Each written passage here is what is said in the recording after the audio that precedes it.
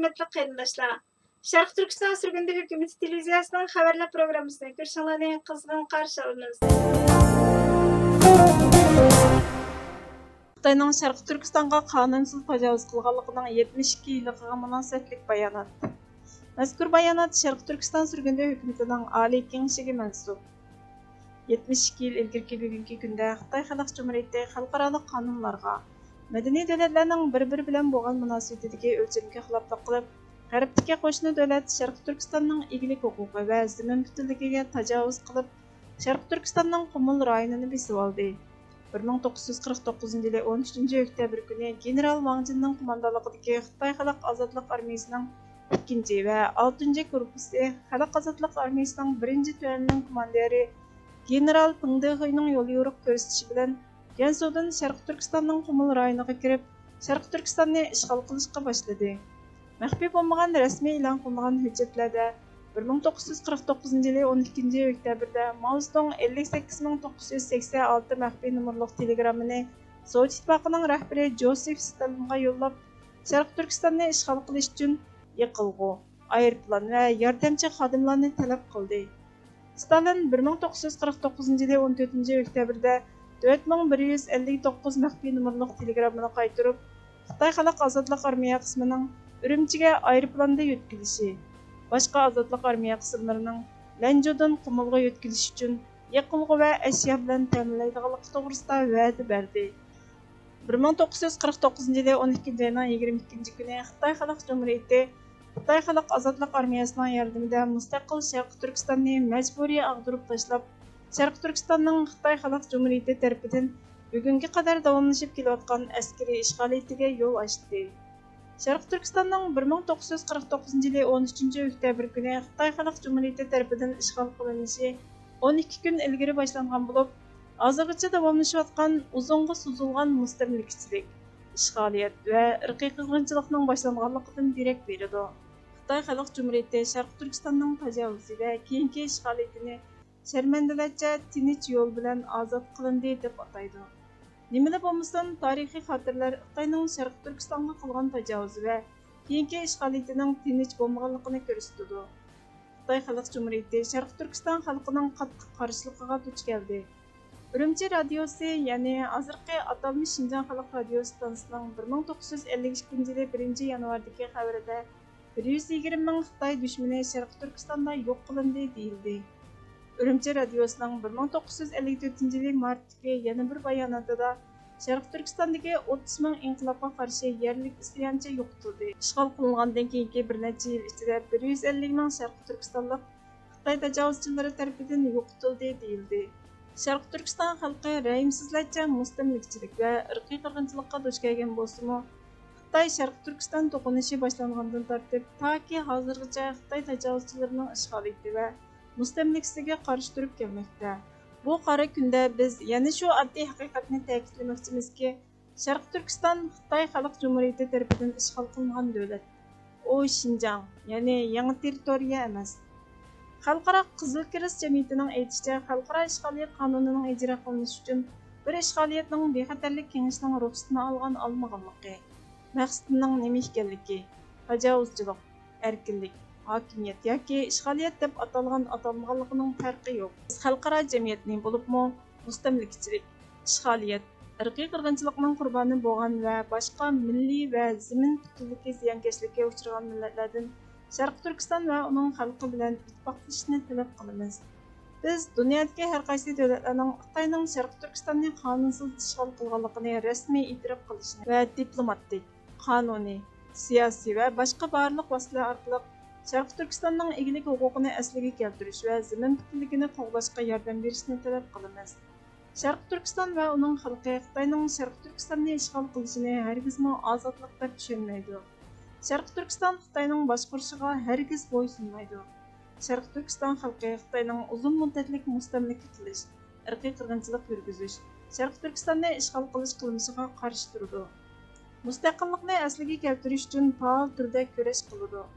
Biz Xitoy imperiyasining yimirilishining oz qolganligiga qat'iy ishonamiz. Sovet imperiyasiga o'xshash Rezil Xitoy imperiyasimi yimiriladi. Sharq Turkiston Cumhuriyati mustaqillikqa, tinchlikqa, demokratiyaga erishib, jo'sh urib rivojlanib, insoniyatning taraqqiyoti uchun töhfə qo'shadi. Türkçe axborot kanallaridan aykırı xabar qanadi Sharq Turkiston surgunda hukumatining Xitoyning Sharq Turkistonni qonunsiz ishg'ol qilganligining 72 yilligiga aloqador bayonotini bugun tafsiliy xabar qildi.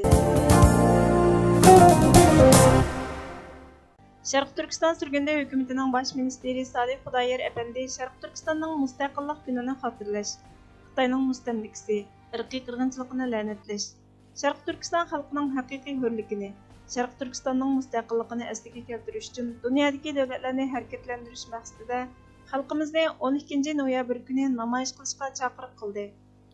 Assalomu alaykum barliq Sharq Turkistonlik qarindoshlar. Hammanglarninki mush vaqtinglar va har vaqtinglar xayrli bo'lsin. Xeyli uzundan beri sizlar bilan ekran chiqib gaplashamadik. Ba'zi ishlar bilan aldirashib qolgandim.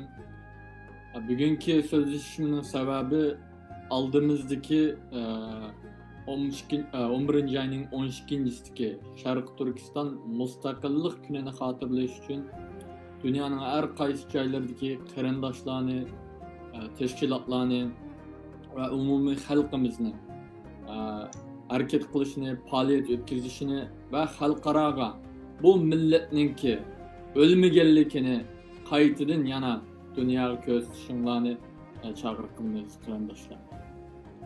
Bugun bizning millatimiz uchun va Sharq Turkiston xalqi uchun bir fojiali kun. Bugun bo'lsa 10 ayning 13-kuni. Ya'ni Xitoy kommunist tajovuzchilarining atalmış Xitoy Ozodlik armiyasining va Xitoy Xalq Cumhuriyetininki Sharq Turkistonga qurolliq besib kirgan kuni aziz qarindoshlar.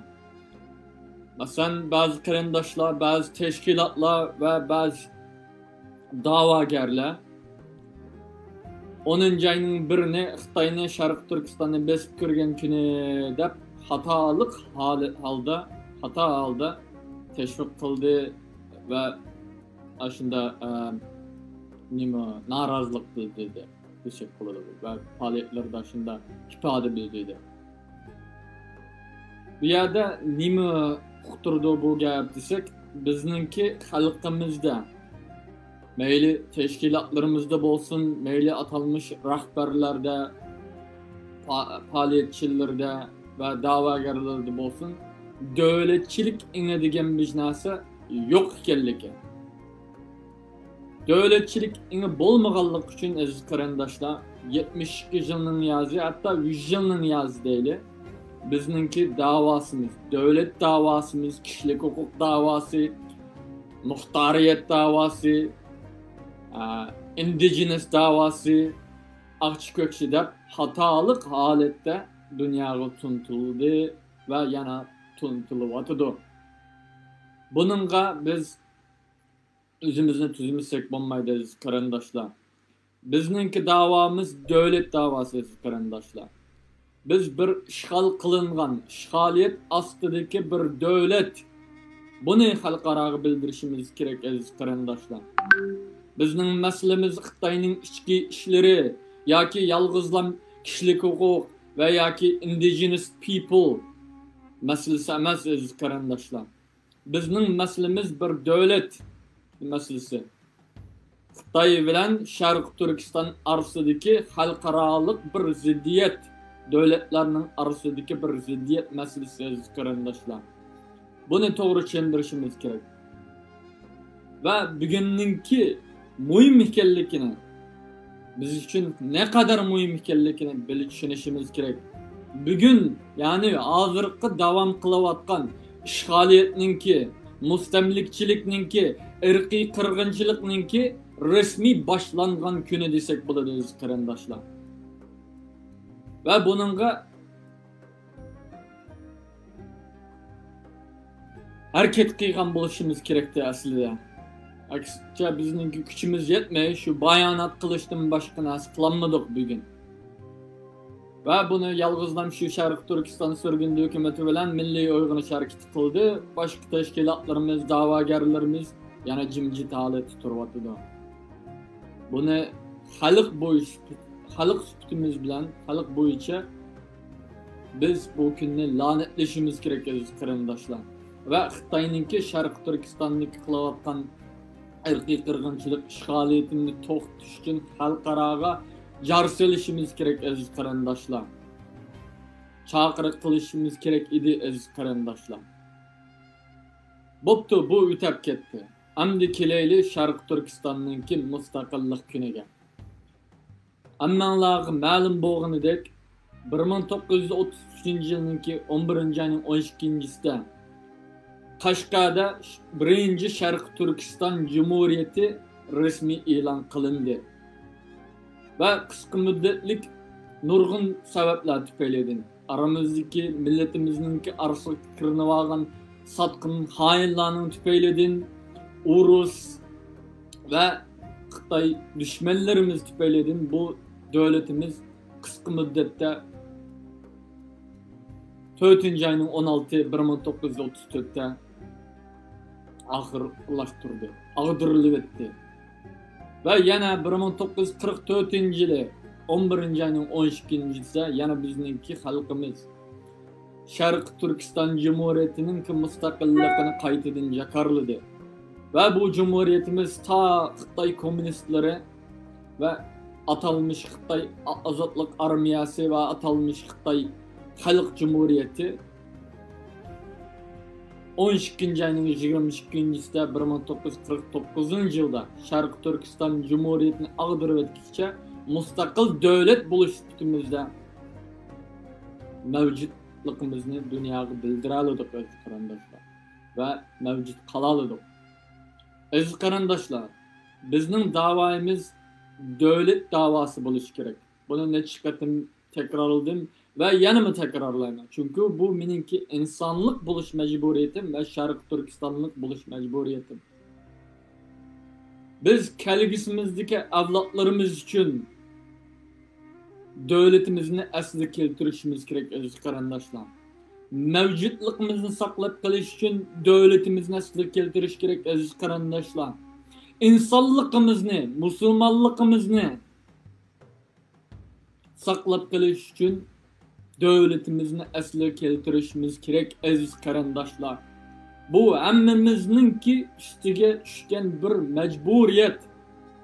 Devletimizning yo'q bo'lganligini, ya'ni devletimizni Xitoy ishg'olchilariga tatib qo'yg'azganligimiz uchun bugungi 72 yilning yozi ishg'oliyat, irqiy qirg'inchilik va tugmas baloyi ofatlar beshimizga keldi va yana kelyapti aziz qarindoshlar. Va buning birdan qutulish yo'li bor. U bo'lsa, hammamiz o'zimizninki burch bo'ynimizga, do'limizga tushgan majburiyatimizni ado qilsak, biz cho'qim yaqin kelgusida davlatimizni asliga keltira olamiz va kelgusidagi avlodlarimizga ebediyatgacha davom qiladigan bir makonni tayyorlay olamiz aziz qarindoshlar. Bo'lmasa bu kishilik huquq da'vosi bilan, muxtoriyat izlash bilan va yoki boshqa narsa bilan biz uzun muddatli o'zimizningki mavjudligimizni saqlay olmaymiz aziz qarindoshlar. Chet eldimi ne kadar ör dünyada yaşasakmı mevcutluğumuzni qat'iyan saqlay olmaymiz aziz qarindoshlar. Mevcutluğumuzni saqlash uchun birdan bir yo'l bor. U bo'lsa davlatimizni asliga keltirish. Shuning uchun 11-ayning 12-sida dunyoning har qaysi joylarida, bo'libmi Washington DC'da, Turkiyada, Yevropada ve Yaponiya, Avstraliya, dunyoning har qaysi joylarida öz turishlik, yani bizga sahibxonlik qilayotgan davlatlarninki mayli parlament oldida bo'lsin, mayli tashqi ishlar ministrligining oldida bo'lsin, namoyish qilishimiz kerak, yurish qilishimiz kerak. Bizningki Sharq Turkistonni besilib olgan bir davlat deb e'tirof qilishini chaqiriq qilishimiz kerak aziz qarindoshlar. Va Sharq Turkistonning mustaqilligini asliga keltirish uchun bizga qo'lidan kelgancha qanday yordam bera olasiz? Mayli iqtisodiy jihatdan bo'lsin, mayli siyosiy jihatdan bo'lsin, mayli qonuniy jihatdan bo'lsin va yoki boshqa turli yo'llar bilan bo'lsin, davlatimizni asliga keltirish uchun yordam qilishini chaqiriq qilishimiz kerak aziz qarindoshlar. Xitoy elchixonasining oldida berib namoyish qilishimiz kulkidan boshqa narsa emas aziz qarindoshlar. Xitoydan boshqa hech kimni xush qilmaydi aziz qarindoshlar. Shuni deb qo'yay. Chunki Xitoy baribir parvoyi pilak. Xitoyning niyati bizni tamoman yo'qotib qilish. Meyli komünist bo'lsin, meyli millatchisi bo'lsin, meyli atalmış demokratçıları bo'lsin. Hammasining niyati o'xshash. Sharq Turkistonni mangulik Xitoyning zimini qilib olish, Sharq Turkiston xalqini qirib tugutish aziz qarindoshlar. Shuning uchun biz davlatchilik masalasini kelgan chaqda hammamiz mush orqali yo'lga chiqishimiz kerak. Meyli kishilik huquq da'vosi qilsakmi, davlatchilik masalasini ko'zga oldi tutib, kishilik huquq da'vosimizni qilsangiz mayli, uning qarshimiz yo'q. Medeniyet faaliyet qilsangizmi, yana shu davlatchilikni mo'min qilib medeniyet faaliyet qilsangiz, uningga qarshimiz yo'q. Hatto qarshi olamiz. Aziz qarindoshlar. Bu biz uchun eng oxirgi bir fursat aziz qarindoshlar. Biz davlatimizni qura olmasak yaqin kelgusida biz tamamen yo'qolib ketamiz. Hatta tarix betlaridan uchirilib ketamiz aziz qarindoshlar. Shuning uchun o'zimiz uchun, kelgusimiz uchun, avlodlarimiz uchun, turmalarda, kamplarda qirilayotgan qarindoshlarimiz uchun, bosqinchilik uchrayotgan onalarimiz, singillarimiz, adillarimiz, qizlarimiz uchun aziz qarindoshlar harakat qilayli.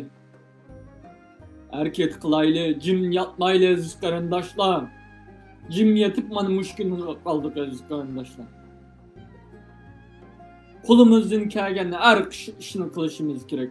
Hammamiz biz o'zimizningki bugunimizni qurban qilishimiz kerak aziz qarindoshlar. Melimizni qurban qilishimiz kerak aziz qarindoshlar. Vaqtimizni qurban qilishimiz kerak aziz qarindoshlar. Iqtisodimizni qurban qilishimiz kerak aziz qarindoshlar. Va vaqt kelsa, kerak bo'lsa jonimizni mupido qilishimiz kerak aziz qarindoshlar. Uningdan keyin davlatimiz asliga keladi. Uningdan keyin bu millat qutuladi. Uningdan keyin bu millatning kelgusi bo'ladi aziz qarindoshlar. Yana ishq so'zlab ketdim, qusur topmaysizlar. Biz Amerikaningki Aqsaroyning oldida tashqi ishlar ministerligiga yurish qilamiz. Shuning uchun Amerikadagi barliq qarindoshlarningki bo'libmi Washington DC, Virginia, Maryland atrof qarindoshlarningki o'z shaxsiy adovatlarini qayirib qo'yib tashkilotchilik, şöhret, akçı, kökçü degan narsani qayirib qo'yib, davlat kunimizda, davlatimizning mustaqillik kunida bir kunda hammamiz bir yoq to'planib, xalqaroga bizning o'lmaganligimizni isbotlaylik aziz qarindoshlar. Va kerak bo'lsa jonimizni fido qilishga tayyor ekanligimizni davlatimizni asliga keltirish uchun buni xalqaroga bildiraylik aziz qarindoshlar. Rahmat. Assalomu alaykum. Angliya Tashqi ishlar ministri Liz Truss Xitoyning Uyg'urlarga qarata yurgizayotgan irqiy qirg'inchilikqa qarshi turish kerak dedi. Liz Truss Angliyani ittifoqdoshlari bilan hamkorlashib, dunyoda demokratiyani ilgari surishga chaqirdi. Agar yangi tashqi ishlar ministri Angliyaning erkinlik va demokratiyaning makoni bo'lishiga kafolatlik qilsa, diplomatiya ishxonasining irqiy qirg'inchilik baholash imkoniyati bor. Majburiy bola tushirish operatsiyasi va Uyg'ur nufusining strategik qisqartirilishi, shundaqla Uyg'urlarning keng ko'lamda qo'l qilinishi tashqi ishlar ishxonasini yetarli dalil isbot bilan ta'minlaydi. Tashqi ishlar ministrligi ilgari buni qilishni xohlamay kelgan. Chunki ular buni iqtidorli sudning masalasi deb qaragan. Angliya sudlarining irqiy qirg'inchilikqa hukm chiqara oladigan iqtidori yo'q. Bu yil atiyazda ilib berilgan sodi qonun loyihasiga tuzatish kirgizish faoliyatida Angliya sudlarining irqiy qirg'inchilikqa hukm qila oladigan mexanizm barpo qilish taklifi berilgan. Irqiy qirg'inchilik isboti bo'lgan ahvol ostida Angliya sudlari dalil isbotlarni baholash va dastlabki hukm chiqarish iqtidoriga kafolatlik qiladigan mexanizm barpo qilishni o'ylashyapti. Xitoyga hukm chiqarish iqtidoriga ega bir sud xalqaro jinoiy ishlar sudi. Davomlashayotgan Uyg'ur sud mahkamasining natijasi Tashqi ishlar ministrligining harakat qilish qilmasligini belgilaydi ekan. Bizden evlatlarımızga qaldırılgan eng çoğ miras hürlük üçün küreş qilish, haqiqatni yeyish bedeliga can berish boludu. Evlatlarımız erkinlik ve müstakillik üçün elip verilgan urushlarning quyruğu emas, beşi bolishi kerak. Ey Allah'ның söyümlü kulları! Ey vatan tağlarının tangdaşsız zinneti, hürmetlik qoğluğucular! Bu vatan sizning. Allah haqiqat ve vatani üçün küreş qilganlarga yordam qiladi. Erkinlikimiz, rəhimsizlik və ziyankeşlikке qarşı küreş qilish bilan qo'lga keladi. Musulmonlar qul qilmoqchi bo'lgan zolim hokimiyatlarni og'dirish kerak deydi Kavkaz qahramoni Sheyx Shamil. Hürmetli ko'rurmanlar, xabarlarimizni ko'rganlar uchun ko'p rahmat. Kelar qitimqi programmamizda ko'rishguncha Allohga omonat bo'linglar.